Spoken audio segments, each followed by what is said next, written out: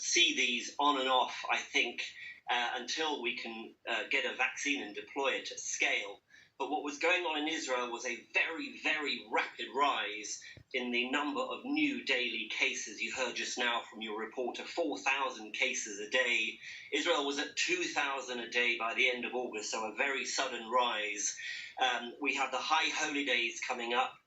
Friday will be the Jewish New Year, Rosh Hashanah. About 10 days later, Yom Kippur, the holiest day of the year.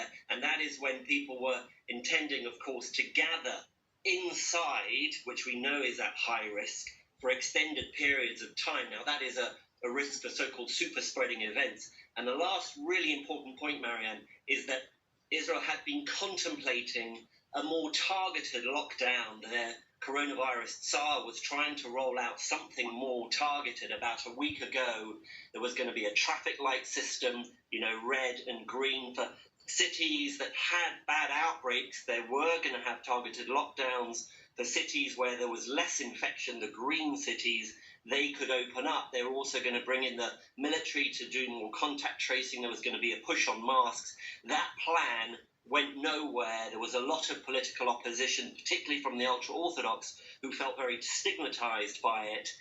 And when that plan failed, with cases rising, the high holy days coming, this very, very worrying trend of upward infections, there were few good options left on the table. And other countries, of course, might face that risk if they see a similar sudden explosion. If hospital capacity is already near full, as you heard, what choices do you have left? What is it that actually